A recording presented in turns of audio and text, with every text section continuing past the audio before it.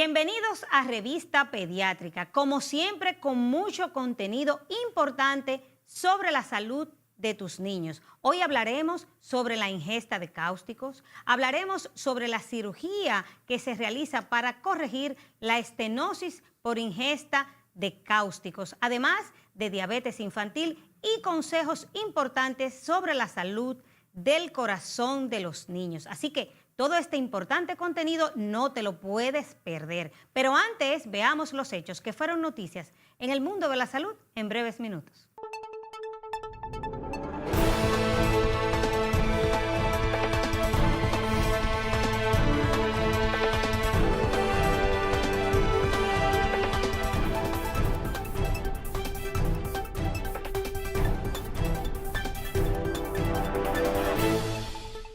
El Ministerio de Salud Pública, a través de la Dirección General de Medicamentos, Alimentos y Productos Sanitarios, puso en vigencia el reglamento técnico mediante el cual se crea el Sistema Nacional de Farmacovigilancia y las directrices para la detención, evaluación, comprensión y prevención de las reacciones adversas a medicamentos y problemas relacionados. Las disposiciones del reglamento técnico son la aplicación obligatoria por todos los titulares del Registro Sanitario de Medicamentos para uso humano, los servicios de salud, profesionales de la salud y los usuarios, actores que tienen la obligación de brindar las informaciones que sean necesarias para mejorar las garantías de seguridad de los medicamentos que consume la población. Desayunar bien no solo es importante, sino que tomar un desayuno pobre o saltarse este hábito puede considerarse un factor de riesgo para enfermedades cardiovasculares, como lo son el tabaco, colesterol o sedentarismo. Así lo advierte un estudio realizado por el Centro Nacional de Investigaciones Cardiovasculares Carlos III de España y publicado por The Journal of American College of Cardiology. El estudio revela que desayunar unas 100 calorías, es decir, menos del 5% de las 2.000 calorías diarias recomendadas para una dieta completa, duplica el riesgo de lesiones ateroscleróticas. Una sola mutación genética, probablemente adquirida en el año 2013, dio al virus del Zika la capacidad de causar microcefalia fetal severa, según un estudio publicado por la Asociación Dominicana por el Avance de la Ciencia. Los resultados aclaran cómo un virus ha evolucionado de una enfermedad inocua a un patógeno de preocupación global, ya que desde el año 2016, las epidemias del virus del Zika en las Américas fueron declaradas en emergencia de salud pública por la Organización Mundial de la Salud, y los científicos no han podido determinar por qué el virus pasó de esporádicamente causar infecciones leves y desencadenar síndromes neurológicos severos. En el mundo, cada vez más personas sufren de cáncer y las proyecciones no son alentadoras. Según datos de la Organización Mundial de la Salud, 32 millones de pacientes sufren hoy de la enfermedad y la cifra de nuevos casos se incrementará en un aterrador 91% en los próximos 20 años. Por esa razón, es cada vez más relevante la discusión sobre cómo mejorar el acceso de la población a diagnósticos oportunos y a una adecuada atención, pero el problema es aún mayor en América Latina, donde el cáncer es la segunda causa de muerte y se estima que 2,8 millones de personas son diagnosticadas cada año. Según el estudio Control de Cáncer, Acceso y Desigualdad en América Latina, realizado por The Economist Intelligence Unit, la población con menores ingresos tiene el nivel de atención suficiente para el tratamiento de esta patología.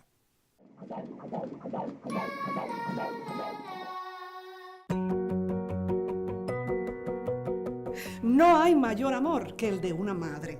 Cuidarnos del virus del Zika es nuestra responsabilidad. Este es un virus nuevo transmitido por el mismo mosquito del dengue y la chikungunya y puede causar microcefalia u otras malformaciones en los bebés durante los primeros 3 meses del embarazo.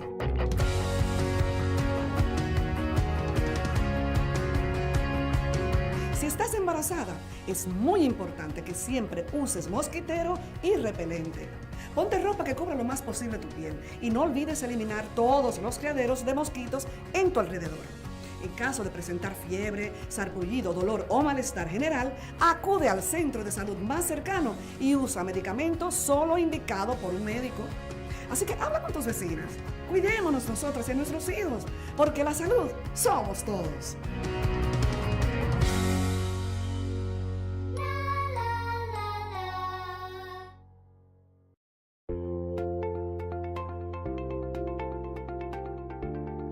No hay un lugar del país donde SENASA no esté presente a través de sus prestadores, sean médicos, clínicas, hospitales, farmacias, centros de mediodiagnóstico. Más de 1 millón de dominicanos y dominicanas han sido incorporados al régimen subsidiado. La protección social se ha expresado por la voluntad política del gobierno dominicano, que ha dotado a SENASA de más de 27.000 millones de pesos. Más de 60.000 estudiantes de la UAS, más de 50.000 trabajadoras domésticas, 104.000 militares y sus familiares también han sido incorporados al Seguro Nacional de Salud. Hemos pasado en estos años de ser el tercer país de más baja cobertura en América Latina en este tipo de protección social a ser el cuarto país con más personas afiliadas a la Seguridad Social. 70% de los dominicanos cuentan hoy con un seguro de salud y obviamente eso ha sido un logro de política social del actual gobierno dominicano.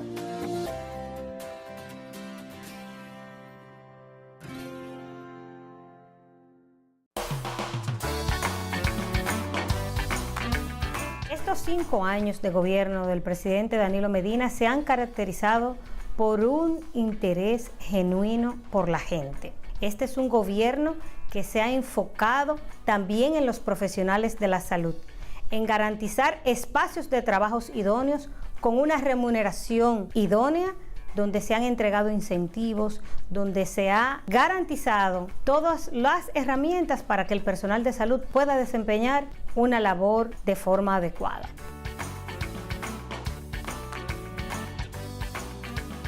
En estos años, el Hospital Pediátrico Dr. Hugo Mendoza ha atendido 950.000 niños.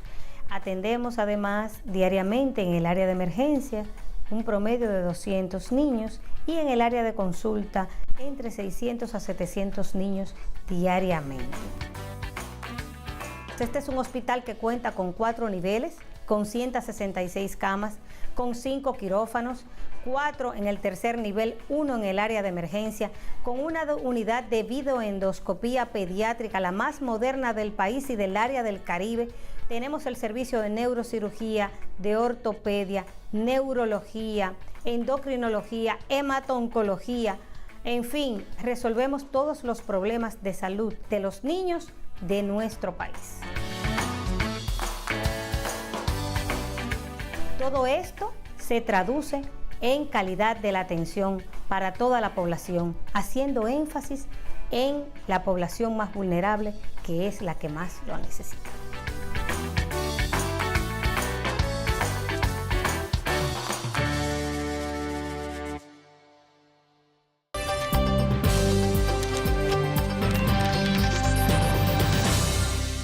Gracias por continuar con nosotros. Estamos con la doctora Idelsa Polanco, quien es pediatra gastroenteróloga, con quien conversaremos sobre la ingesta de cáusticos en niños. Saludos, doctora Polanco, gracias por estar con nosotros. Doctora Polanco, ¿a qué nos referimos cuando hablamos de cáustico? ¿Qué es una sustancia cáustica? Realmente, para hablar de una sustancia cáustica, tiene que ser una sustancia capaz de, cuando se pone en contacto ya sea con la piel o con la mucosa del tracto gastrointestinal, cause irritación o quemadura. Entonces ahí la clasificamos como un cáustico. Entonces esta sustancia tiene que tener características. Lo que habla o describe un cáustico es su pH, qué tan ácida o qué tan alcalina es. Entonces, dependiendo del pH, si es menos de 3 en ácido y si es más de 12 en alcalino, entonces eso es una sustancia cáustica. O sea, cuando hablamos de cáustico nos referimos a sustancias altamente alcalinas o altamente ácidas. O sea, que pueden ser o alcalinas o ácidas. Que a veces, cuando ocurre el accidente, simplemente con tomar el envase y ver pH tanto, es decir, puede quemar. O sea, para el personal médico, para las que están en el hogar, dice pH en 11, salgo corriendo porque puede ser cáustico. pH en 3, cáustico. Son altamente irritantes. Irritantes y quemantes. ¿Qué ocurre cuando un niño ingiere una sustancia cáustica? Mira, realmente, dependiendo de la cantidad, del tiempo de contacto y de la consistencia de la sustancia. Para darle un ejemplo, doctora. Cuando nosotros ingerimos una sustancia que accidentalmente, por ejemplo, las madres guardan a veces los utensilios de limpieza en botellas de agua, lo guardan a veces en cosas llamativas para los niños, en frascos que son antes fueron de jugo, de cualquier eso. Ellos lo toman como que se están tomando esa sustancia, entonces no tienen ninguna precaución para tomarse poquito o mucho. Entonces cuando lo toman, si es en gran cantidad y si tienen mucho contacto, ocurre la irritación, el edema perioral en la faringe y en el tracto gastrodigestivo, entonces ahí ocurren quemaduras, como ocurren en la piel. Entonces ocurre quemadura, pero que a la consecuencia de esto es la estenosis esofágica, que se da luego que se ingiere esa sustancia. ¿Qué es la estenosis esofágica? Mire, cuando nosotros tenemos un contacto con un cáustico, generalmente este cáustico, dependiendo del tiempo que tuvo en contacto, por ejemplo, nosotros tenemos incluso cloro industrial que viene en bolitas. Esas bolitas se consumen, pero como pasan tan rápido por el esófago, donde hacen daño es en el estómago, porque es el tiempo donde más tienen contacto. Y se dan perforaciones gástricas y estenosis gástrica. Pero cuando tenemos un cáustico como sustancias que se usan como degrasante de estufa, limpiadores de aire, sustancias que se comercializan como para desengrasar utensilios de metal, son altamente cáusticos. Entonces, cuando esos niños la consumen y se quema el esófago, luego de un tiempo, cuando viene la remodelación del esófago, estrecha su luz. Es decir, que el orificio se hace pequeño. Entonces, como consecuencia de eso, el niño tiene trastorno de la deglución, no puede tragar, traga cantidades de comidas pequeñas y líquidas, y eso trae al traste con la desnutrición y toda esta consecuencia, y tenemos luego que darle tratamiento. O sea que las paredes del esófago se estrechan. Se estrechan. Entonces el orificio del esófago, que yo lo tenía de un diámetro adecuado para yo poder pasar comida sólida y líquida, se me volvió de un diámetro tan pequeño que solamente puedo consumir líquidos. ¿Cuál es el tratamiento que el médico instaura en un paciente que ha ingerido una sustancia cáustica? Realmente primero hacemos el diagnóstico, que hay que hacer una endoscopia diagnóstica para clasificar si se quemó o no se quemó y qué tanto se quemó. Dependiendo de lo que vemos en la primera endoscopia, que es diagnóstica, entonces luego lo reendoscopiamos al 21 días para ver si ocurrió una estenosis. Se le hace un esófago varietado o con cualquier contraste hidrosoluble para que no ocurra un escape. Entonces, si hay perforación, entonces si se estenosó, eso es un proceso largo. Porque ¿qué tenemos que hacer? Para mantener el calibre del esófago o para lograr obtener un calibre adecuado para que el niño coma, tenemos que hacer dilataciones esofágicas, es decir, son instrumentos maleables, ya sea balones o ya sea dilatadores de Savary, que introducimos en la boca del niño y vamos dilatando el esófago vía endoscópica para que ese niño tenga la posibilidad de volver a ingerir alimentos por la boca. Entonces, en lo que nosotros logramos es ese calibre. Si el calibre es muy estrecho, que no le permite consumir sólidos y que nos está llevando el niño a la desnutrición, tenemos que colocarle un botón de gastrostomía. ¿Qué es un esófago varietado? ¿En qué consiste? Eso quiere decir, es un esofagograma, ya sea con bario o con otro contraste hidrosoluble. ¿Qué hace? La mezcla, un preparado, lo va ingiriendo y entonces va pintando el calibre del esófago. Y ahí nosotros determinamos, ¿se estenosó, no se estenosó o qué tanto y en cuáles partes del esófago se estenosó? Entonces eso nos sirve como un diagnóstico para nosotros dar la terapéutica. ¿Qué es un botón de gastrostomía, doctora? El botón de gastrostomía es un artefacto o es un dispositivo que colocamos directamente en el estómago vía endoscópica. Puede ser cuando no tenemos estenosis, pero si tenemos estenosis tiene que ser colocado por cirugía porque no tenemos acceso con el endoscopio. Se coloca directamente en el cuerpo alto del estómago para que por medio a este dispositivo, que es como una manguerita que se introduce en el estómago, vamos pasando los alimentos y podemos darle un contenido de alta calidad calórica y proteica al niño por aquí, ya que si solamente tenemos el niño tomando líquidos no va a llegar a la desnutrición como consecuencia de toda esa cascada de circunstancias que pasan luego de la ingesta de un cáustico. ¿Qué porcentaje de los niños que tienen lesión esofágica por ingesta de cáustico pueden revertir esta condición sin la necesidad de ir a cirugía? Dependiendo si es una estenosis simple o si es compleja. En una estenosis simple, en un 80 o 90% revierte, pero si es compleja, tenemos menos porcentaje. Compleja quiere decir que tiene un segmento más amplio y una estenosis más estrecha. Simple quiere decir que es puntual, menos de 2 centímetros. En un 90 a un 95% hasta un 100% revierten todas. Pero si es compleja, disminuye el porcentaje. Entonces eso va íntimamente ligado a la cantidad De del cáustico preparado, y- de la sustancia, que tomó. Y el pH, que tan alcalino. Exactamente. Porque estamos hablando de un cáustico que no perforó. Y si tomó una cantidad tan alta que se perforó el estómago, se perforó el esófago, entonces ya son otra consecuencia. Un niño que va a terapia intensiva es un niño que necesita una atención multidisciplinaria y es un niño que hay que hacerle una reparación de ese esófago o en su defecto una sustitución inmediata a largo plazo. ¿Cuáles son las consecuencias en términos nutricionales, psicológicos, que estos pacientes tienen luego de haber ingerido una sustancia cáustica? Mire, tanto para la familia como para el personal médico y para el niño es una circunstancia muy traumática en el sentido de que tú tienes un niño que paulatinamente se te va deteriorando. Porque cuando el niño se le estenosa el esófago, vienen problemas de que no come bien, el dolor, el reflujo, y tenemos que acudir semanal, quincenal, cada 21 días, a hacer dilataciones periódicas donde el niño está siendo sometido primero a una anestesia, luego a un procedimiento endoscópico que es riesgoso porque tú tienes el riesgo que en una dilatación puedes perforar, puedes causar cualquier daño que es propio del procedimiento porque es un procedimiento riesgoso. Entonces la vida te cambia porque tienes que aumentar los gastos de la nutrición en niños porque tienes que aumentarlo para que lo que tomes sea de alto valor calórico.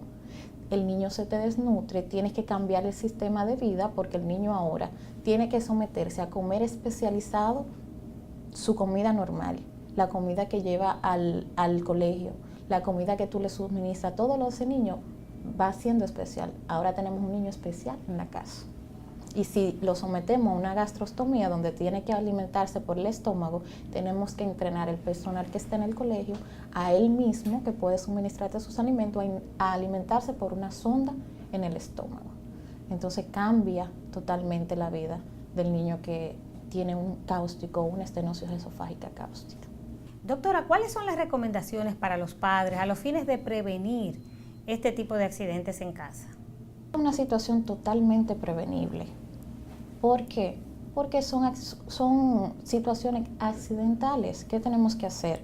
Señalizar la sustancia que tenemos para uso domésticos en la casa, no ponerlo cerca del alcance de los niños, ponerlo en una gaveta alta que ellos no tengan alcance. Si la tenemos, señalizarla para que el que trabaja con nosotros en la casa, quien nos colabora también, sepa, porque se han dado muchos los casos que yo no sé qué es lo que tiene, yo misma se lo suministro al niño, como familiar, como doméstico, yo se lo suministro, entonces el sentimiento de culpa también viene al traste con el trabaja psicológicamente con el que le dio accidentalmente la sustancia al niño. Entonces tenemos que poner todo que no esté al alcance del niño, porque entonces si en la prevención está todo, no suceden estos accidentes, si tuviéramos más precaución no ocurrieran.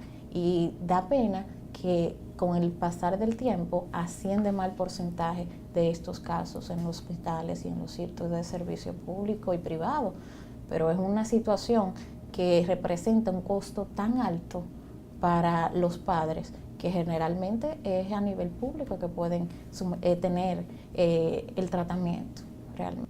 ¿Es correcto inducir al vómito en estos casos, doctora?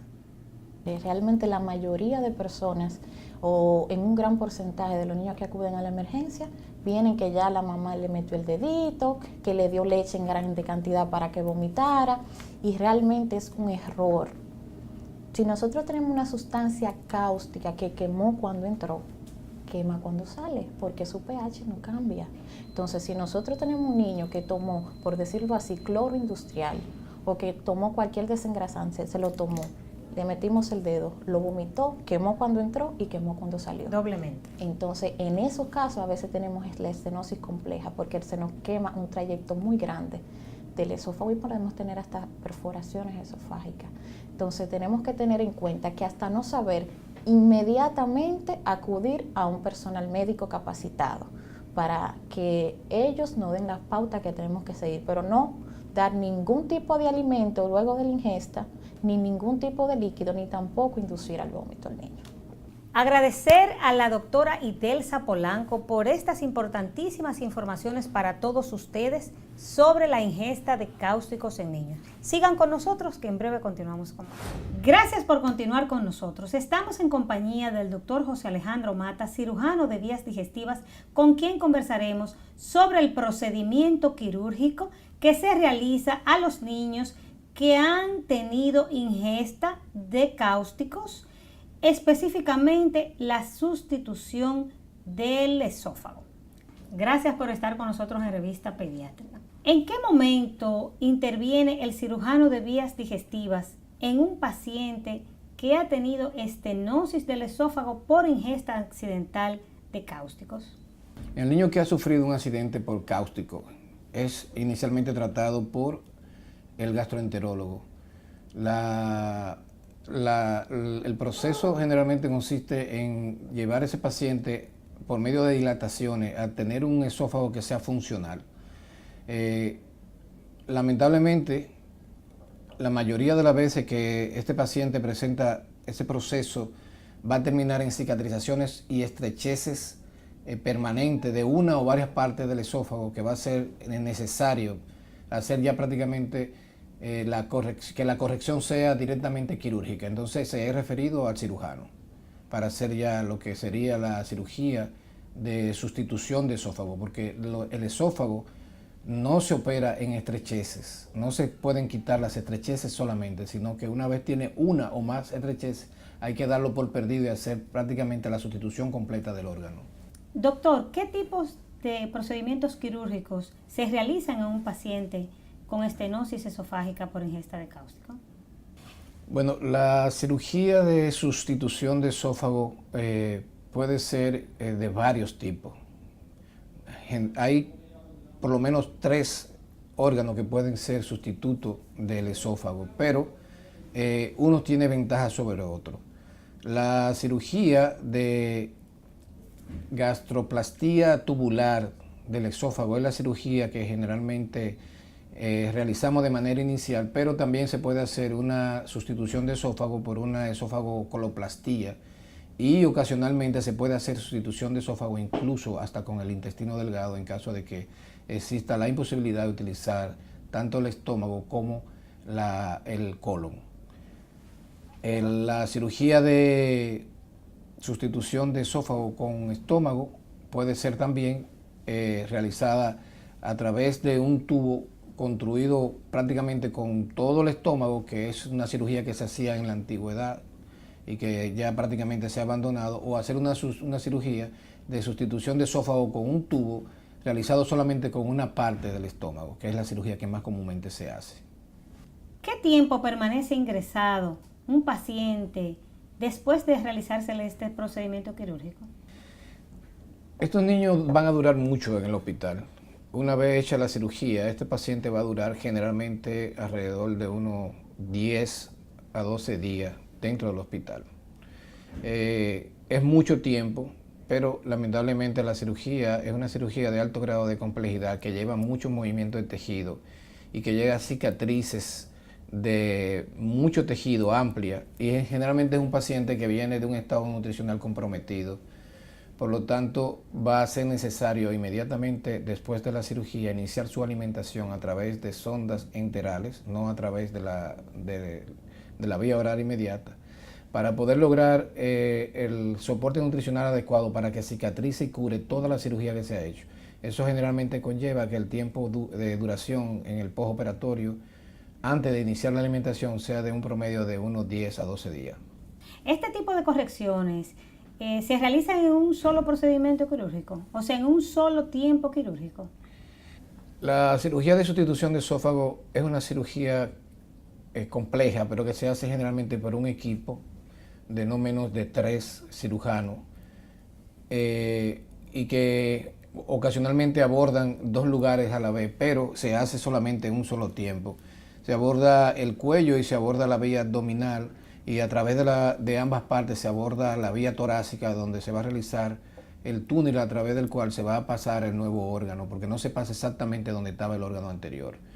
Pero generalmente es una cirugía que se hace en un solo tiempo. Los pacientes, una vez hecha la cirugía, para completarla se le coloca la sonda en el intestino directamente después de la cirugía, donde se van a alimentar y se va a llevar la nutrición para que pueda curar la cirugía realizada. Esos pacientes muy raros son reintervenidos. Cuando se reintervienen son por complicaciones menores que podrían pasar en alguna de las anatomosis, sobre todo en la anatomosis del cuello, que es la anatomosis que es un poco más comprometida porque es la que está más lejana del nuevo órgano sustituido. Doctor, usted mencionó la palabra anastomosis. ¿A qué se refiere cuando dice anastomosis? Las anastomosis son las uniones. Como estamos haciendo un nuevo órgano, estamos colocando un nuevo órgano, este nuevo órgano tenemos que unirlo con la parte sana del órgano anterior, y esa unión del esófago sano en el cuello con el nuevo órgano que se ha realizado a este nivel se llama anastomosis. Es la unión de 2 órganos. O sea, que estamos diciendo que se construye completamente nuevo un esófago. Se construye completamente nuevo en el esófago, pero de tejidos que son propios del paciente, es decir, del parte del mismo estómago del paciente, de parte del colon del paciente. No es una trasplante de órgano, ni injerto tampoco, sino una sustitución. Se sustituye con parte del cuerpo del mismo paciente, del propio paciente. ¿Cómo es la evolución de estos niños una vez realizado el procedimiento quirúrgico? La evolución de estos pacientes, digamos que maravillosamente bien, porque estos pacientes, como le dije anteriormente, doctora, le colocamos una sonda para alimentarlo, y de ahí, de esa alimentación y del trabajo que hacen los nutriólogos del hospital, prácticamente va a depender la recuperación de ese paciente. La cirugía, una vez hecha, depende de la nutrición del paciente. Si esa nutrición no se trabaja de una manera adecuada, pues la cirugía puede incluso hasta llegar a fracasar. Una vez que ese paciente está operado, al segundo día comienza la alimentación enteral, es decir, directamente dentro del intestino, no a través de vena, no para enterar, sino enterar. Esa nutrición enteral, que comienza desde el primer día, se mantiene de manera continua durante prácticamente 10 días consecutivos, que el paciente va a estar prácticamente en reposo dentro del hospital, alimentándose y por vía enteral, y además de alimentándose, pues teniendo la terapia, la fisioterapia, parándolo, moviéndolo. Y este paciente, cuando pasen los 10 días, después de eso se le va a hacer lo que sería un tránsito o una serie gastroduodenal, una serie gastroduodenal o esófago-gástrica, donde se va a ver o determinar si el órgano que se puso está completamente patente y no hay ningún tipo de alteración o de fuga o de salida de ese material de contraste que se le va a dar. Cuando se hace eso al 10º día, pues ese paciente va a comenzar a alimentarse. Una vez se comenzó a alimentar, generalmente al segundo día después de eso, el paciente va a ir a su casa. Luego que el paciente está en su casa, el paciente va a continuar con una dieta líquida por 3 o 5 días y luego una alimentación a dieta suave por 10 o 15 días, siempre alimentándose tanto por la vía oral, por el esófago nuevo, como por la alimentación por la yeyunostomía o la sonda que se le colocó directamente en el intestino, de manera que no exista la posibilidad de que el paciente se desnutra, sino que la alimentación sea siempre adecuada, continua y satisfactoria. Esa sonda se le va a quitar cuando ya el paciente aproximadamente 15 o 20 días después está comiendo absolutamente de todo lo que comía antes por la boca. O sea que en 15 o 20 días el paciente se está alimentando completamente por la boca, comiendo lo que come todo el mundo, lo que comemos todos día a día. Arroz, habichuela, carne, de todo. Doctor, o sea que esta es entonces una cirugía que le cambia completamente la vida al niño y a la familia, ¿cierto? Definitivamente es una cirugía que tiene un impacto social tremendo, porque una vez que estos pacientes son operados, pues dejan atrás todo una calamidad que pueden ir incluso de años, o peor, hay algunos niños que hemos operado que nunca han comido porque nacieron con problemas de atresia esofágica y que por problemas económicos y problemas sociales no habían tenido la posibilidad de venir a un hospital como este. Y entonces estos pacienticos han tenido, muchos de ellos, que durar hasta 2, 3 años sin alimentarse nunca en su vida. Y entonces el problema con esos niños es que ahora hay que enseñarle lo que es la alimentación y lo que son los sabores y eso. Doctor, usted ha mencionado algo importante, y es que este tipo de procedimientos quirúrgicos también se realizan en los pacientes que tienen atresia esofágica, que sabemos que es una condición congénita. Sí, la atresia esofágica es un defecto congénito que generalmente se corrige, se logra corregir porque las atresias no tienen una longitud demasiado grande y se puede corregir en el periodo neonatal. Sin embargo, hay algunos niños que por problemas de la vida tienen atresia que son mucho mayores, que están al alcance para poder corregirla inmediatamente en un periodo neonatal, y son esos niños que se les tiene que colocar inmediatamente después que nacen, o incluso algunos que han tenido accidentes quirúrgicos o problemas con las cirugías para la corrección de la atresia, que se le coloca la sonda y luego se le planifica la sustitución de esófago cuando ya el niño tenga cierta edad. Pero la mayoría o muchos de esos niños se van a perder en el día a día. Los familiares no van a tener la posibilidad de venir al hospital. Y hay niños de esos que han durado hasta 2 y 3 años después de haber nacido sin haber probado nunca absolutamente nada por la boca. Doctor, finalmente, ¿qué recomendaciones les da usted a los padres de estos niños que sufren este tipo de accidentes? Bien, la principal exhortación pues es prácticamente preventiva, evitar que un accidente como eso pase. Hoy en día la cantidad de personas de diferentes niveles sociales que tienen acceso a diferentes tipos de electrodomésticos pues ha hecho que en todos nuestros barrios, nuestros campos, existan personas que tienen sobre todo electrodomésticos de cocina de todos los niveles. Sin embargo, muchos de ellos les falta educación, les falta cultura, no tienen la habilidad para entender que estos insumos que se utilizan para la limpieza de este tipo de productos debieran manejarse con extrema precaución y de una manera con mucho cuidado. Y entonces estos productos lo pasan en el barrio pues en envase no adecuado, y sobre todo lo pasan y lo guardan uno con otro en diferentes casas. Pues nosotros queremos hacer un llamado para que las personas entiendan que estos productos que son de limpieza generalmente pueden producir este tipo de daño, y que tienen que tener mucho cuidado con el manejo y con el envase, y sobre todo tener todo ese producto y cualquier otro producto fuera del alcance de los niños en las casas, para evitar que se produzcan este tipo de accidentes con la ingesta de cáusticos.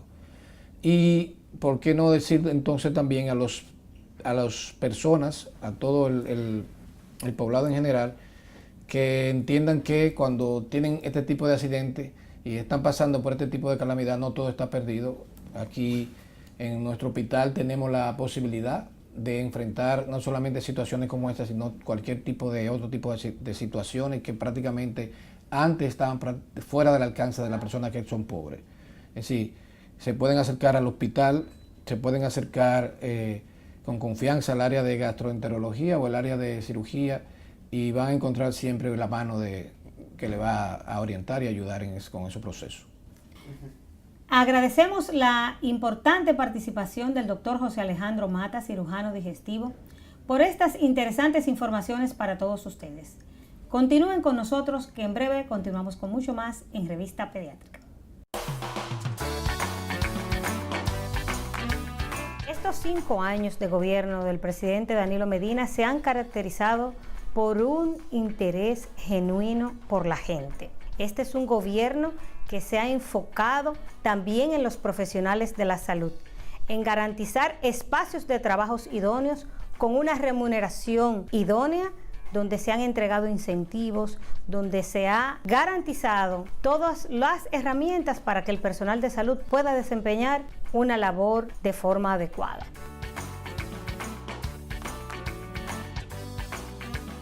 En estos años, el Hospital Pediátrico Dr. Hugo Mendoza ha atendido 950,000 niños. Atendemos además diariamente en el área de emergencia un promedio de 200 niños y en el área de consulta entre 600 a 700 niños diariamente. Este es un hospital que cuenta con 4 niveles, con 166 camas, con 5 quirófanos, 4 en el tercer nivel, 1 en el área de emergencia, con una unidad de videoendoscopía pediátrica, la más moderna del país y del área del Caribe. Tenemos el servicio de neurocirugía, de ortopedia, neurología, endocrinología, hemato-oncología. En fin, resolvemos todos los problemas de salud de los niños de nuestro país. Todo esto se traduce en calidad de la atención para toda la población, haciendo énfasis en la población más vulnerable, que es la que más lo necesita.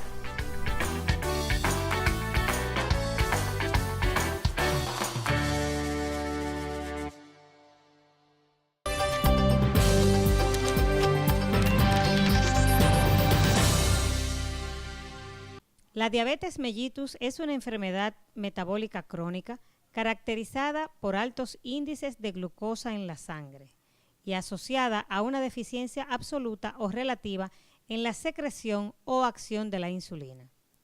Es considerado un problema de salud pública y es una de las 4 enfermedades crónicas no transmisibles seleccionada por la Organización Mundial de la Salud para intervenir con carácter prioritario. La diabetes es una enfermedad autoinmune, es una enfermedad del sistema de defensa del cuerpo que reconoce como extraño algunas células y dañan el páncreas. Y eso hace que el cuerpo no pueda manejar correctamente los niveles de azúcar en la sangre. Y eso trae muchos síntomas. O sea, vamos a tener un niño que venía creciendo bien y que de repente presenta pérdida de peso, está más flaco, come mucho y a pesar no engorda, sino que al contrario pierde mucho peso, pide mucha agua, tiene mucha sed. La mamá dice que toma muchísima agua, inclusive niños que ya habían dejado de hacerse pipí durante las noches, vuelven otra vez y empiezan a mojar la cama. Son niños que pueden referir cansancio, que se quieren acostar, que siempre están muy cansados. Entonces, esos son signos de alerta que pueden hacer sospechar que necesitan atención médica y que pueden presentar diabetes. Existen 2 formas principales de diabetes en la edad pediátrica: la diabetes tipo 1 y la diabetes tipo 2. La diabetes tipo 2 es la más común, representando aproximadamente entre el 85 y 90% de los casos, y se relaciona con factores de riesgo modificables como la obesidad o el sobrepeso, la inactividad física y los regímenes alimentarios hipercalóricos y de bajo valor nutritivo. Cuando me informaron que mi niño salió siendo diabético, el mundo me cayó encima. Y no es una experiencia muy buena, que digamos, para una madre es saber que su niño de 14 años tiene diabetes. Pero supe sobrellevarlo y, ¿cómo le explico? Es un niño que, bueno, yo pensaba nada más que la diabetes le daba a un niño a las personas de más de 40 años. Y los otros me dijeron que no, que la diabetes puede darle a un niño hasta recién nacido. Y él también ha llorado mucho, según le dijeron que iba a ser diabético porque quiere ser ingeniero civil. Él está en 8º curso y también juega cancha. Cuando los doctores me informaron que cualquier persona puede sobrevivir con eso, yo le he ido adiestrando a él que él puede hacer su vida normal, que él puede hacer en la vida todo lo que él se proponga siempre y cuando lleve su tratamiento médico y también su alimentación adecuada.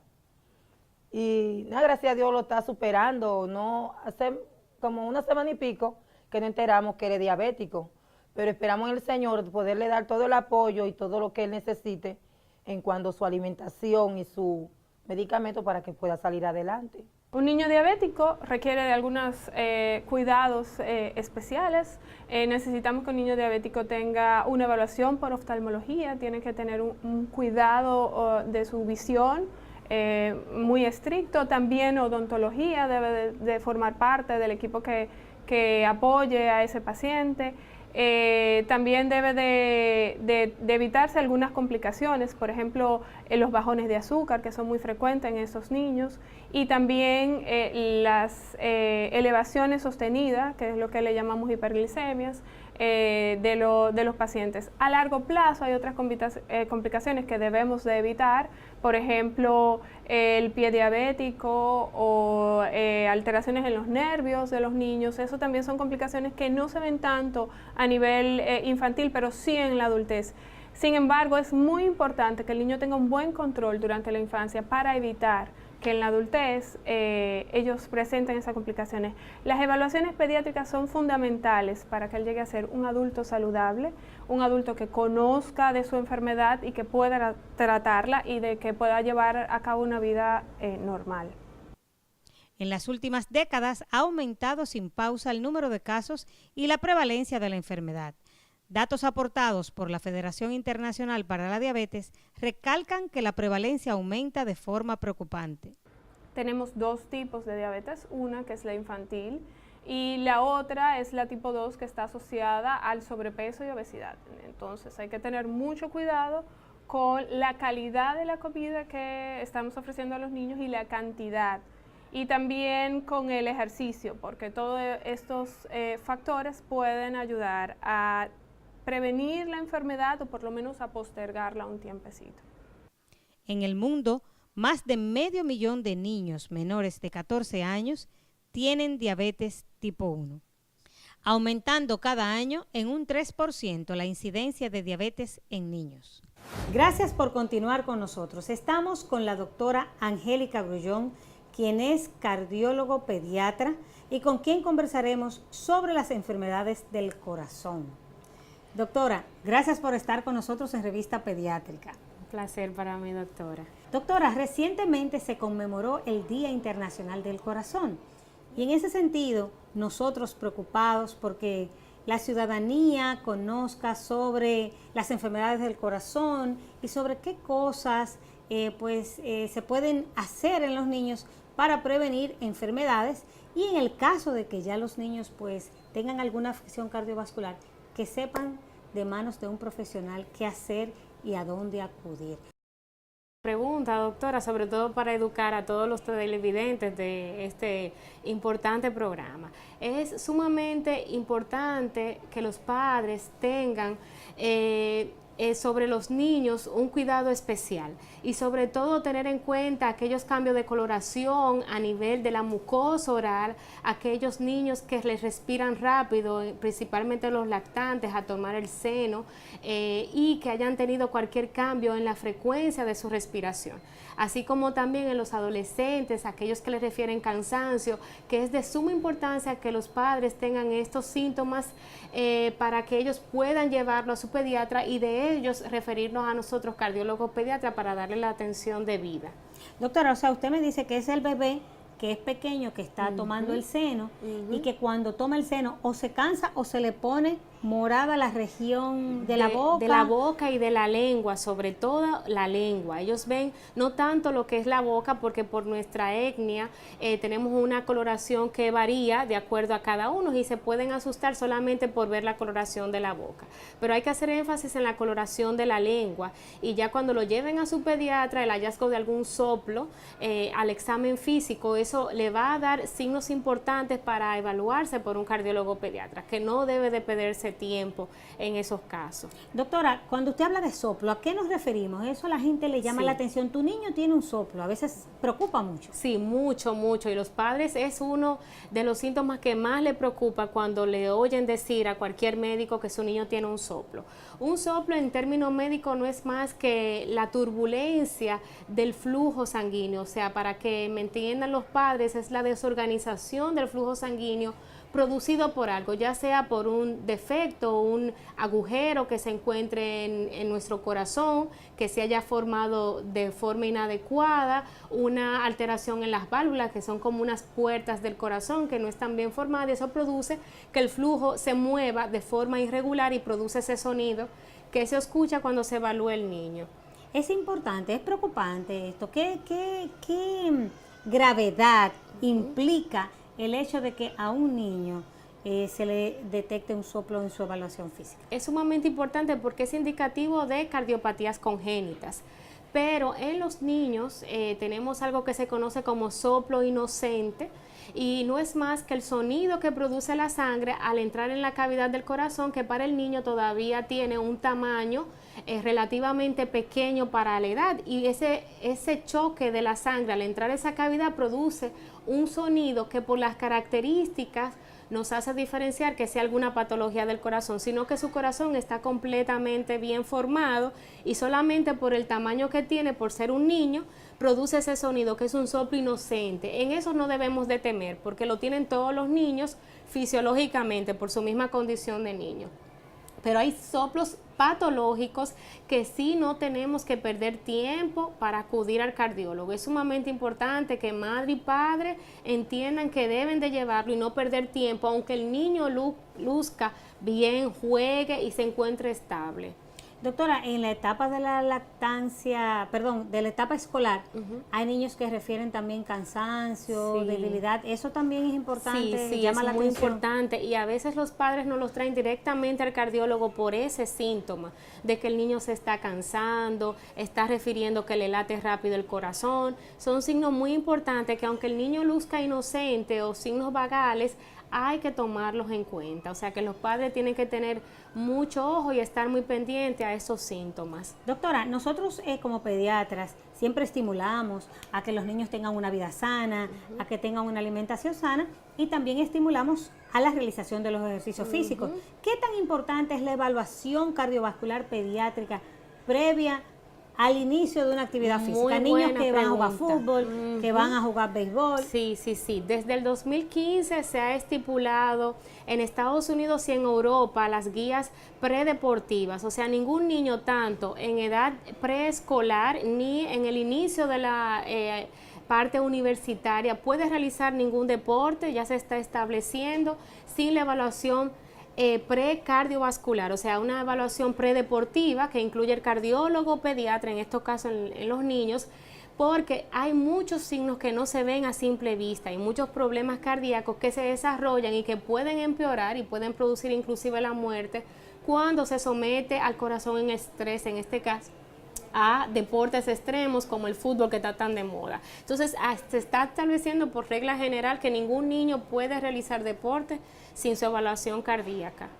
Doctora, y en ese mismo orden de ideas de la importancia de llevar una vida saludable, una vida sana, otro factor que vemos muy a menudo es el incremento de obesidad, ¿verdad? De niños obesos que acuden cada día a las consultas. En ese sentido, doctora, una orientación a los padres. ¿Qué implica un niño con aumento de peso desde el punto de vista cardiovascular? ¿Tiene mayor riesgo? Claro que sí, tiene un riesgo cardiovascular importante y a una edad muy temprana. Hoy mismo en nuestro hospital Hugo Mendoza hemos estado viendo pacientes con sobrepeso y obesidad que se han acompañado de hipertensión arterial. Es muy importante captarlo a tiempo porque ya esos niños en edades tempranas comienzan a tener hipertensión arterial, que es un factor importante asociado a la obesidad. Y es importante el cambio del estilo de vida, no solamente del niño, sino de la familia completa, porque creen que es el niño el problema y no es el niño, es el entorno donde se envuelve. Entonces, si tenemos una vida sana, más jóvenes, más temprano vamos a tratar de evitar todos esos infartos, todas esas complicaciones de la presión arterial ya en una etapa de adultos. Doctora, entonces, finalmente para los padres también, ¿qué recomendaciones a los fines de que los niños tengan una salud cardiovascular lo más cercana a lo perfecto, a lo idóneo, ¿verdad? Que es lo que queremos para prevenir enfermedades, ya que el papel del médico es exactamente la prevención. A todos los padres que tomen en cuenta que una vida saludable puede evitar múltiples enfermedades a futuro, y es una medicina preventiva que tenemos que comenzar de hacer y que se inicia en la casa, sobre todo con la alimentación. Una buena alimentación rica en fibras, en vegetales, en frutas, es sumamente importante para tener una vida saludable, acompañado de esto con ejercicios que se deben de realizar mínimo 2 veces a la semana.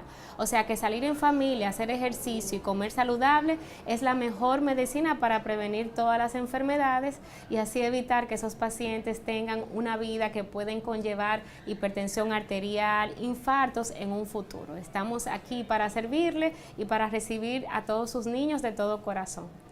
Agradecer a la doctora Angélica Grullón, cardióloga pediatra, por estas importantísimas informaciones y a ustedes por la gentileza de su atención. Recordarles que el próximo sábado tienen la cita que no deben faltar para otra entrega más de Revista Pediátrica. Que pasen todos un feliz resto del fin de semana.